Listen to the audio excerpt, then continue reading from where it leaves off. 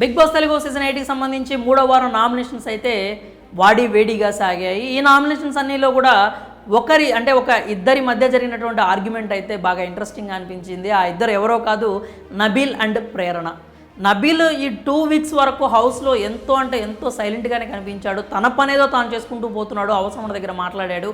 మనకు అనవసరం అన్నప్పుడు తనైతే నోరు విప్పలేదన్నమాట.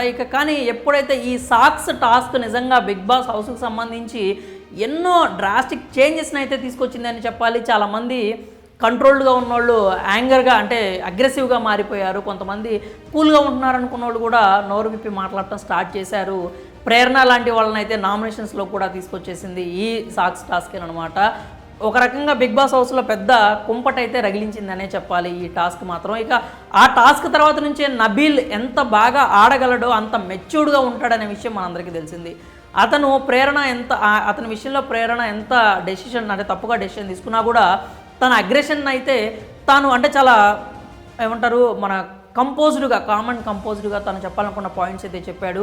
ఎంతో క్యూట్గా కూడా అనిపించింది నిజంగా. అంత లోపల బాధ పెట్టుకొని కూడా అంత కోపాన్ని కూడా దిగమింగుకొని చాలా మెచ్యూర్డ్గా మాట్లాడాడు అనిపించింది. ఇంకా ఖచ్చితంగా ప్రేరణకు సంబంధించి ఆ పాయింట్ అయితే నామినేషన్స్లోకి వస్తుందని మనమందరం కూడా ముందే ఎక్స్పెక్ట్ చేసాము. దానికి తగ్గట్లుగానే నబీల్ కూడా ఆ పాయింట్ని అయితే నామినేషన్స్లోకి తీసుకొచ్చాడు. ప్రేరణని నామినేట్ చేశాడు. ఏదైతే సంచాలకగా ఉంటుందో ఆ బిగ్గెస్ట్ పవర్ని నువ్వు మిస్యూజ్ చేసుకున్నావు, నీకు అసలు క్లారిటీ లేదు, నువ్వు రౌండ్కి ఒక కొత్త రూల్ని తీసుకొచ్చావు, నీవు ఎవరైతే నిన్ను మ్యానిపులేట్ చేయాలనుకున్నారో ఆ మ్యానిపులేట్ చేసే వాళ్ళ మాటలు వినేసి నీకు నచ్చినట్లుగా నువ్వు మాట్లాడుకుంటూ వెళ్ళిపోయావు. నాకైతే అన్యాయం జరిగింది నీ వల్ల. మా క్లాన్కి నేను ₹1,00,000 తీసుకురావాల్సిందే, నీ వల్ల అది కోల్పోయాను అందుకే నేను నామినేట్ చేస్తున్నాను అని చెప్పాడు. అందుకు ప్రేరణ తన వాదన అయితే వినిపించుకోవాలి అనుకుంది. కానీ ప్రేరణ అయితే నబీల్ విషయంలో క్లియర్ కట్గా తప్పు చేసింది, తప్పు డెసిషన్ తీసుకుందని అయితే మనకందరికీ తెలుసు. ఫ్రాక్షన్ ఆఫ్ సెకండ్స్ కూడా అతను ఆ కాలు కింద దాన్ని పెట్టుకోలేదు. కానీ నువ్వు అవుట్ అని చెప్పి అతని వర్షన్ అయితే వినలేదు. అదే పాయింట్ చెప్పాడు, నువ్వు కనీసం నేనేం చెప్పాలనుకుంటున్నా నువ్వు వినలేదు, నా వాదన కూడా నువ్వు వినకుండా నన్ను అవుట్ అని బయటికి పంపించేశావు. సో అది నేనైతే ఆ విషయంలో నేను బాగా హట్ అయ్యాను, అందుకే నేను నామినేట్ చేస్తున్నాను అని చెప్పాడు. అందుకు ప్రేరణ మాట్లాడాల్సింది పోయి పోట్లాటకు దిగేసరికి ఇక నబీల్ అయితే క్లియర్గా తన విశ్వరూపం చూపించాడు అనమాట. అరిస్తేనే ఇక్కడ నడుస్తుంది నీకంటే నేను ఎక్కువ నాయిస్ చేయగలను, I can make more noise అని చెప్పాడనమాట. ఆమె అయితే చెయ్యి అని చెప్పి ఇంకా కొంచెం వెటకారం చేసినట్టుంది. ఐఎమ్ ఆల్రెడీ మేకింగ్ అని చెప్పి నబీల్ అయితే క్లియర్గా చెప్పాడు. అంతేకాకుండా ఇక్కడ నేను ఎవరికి భయపడేది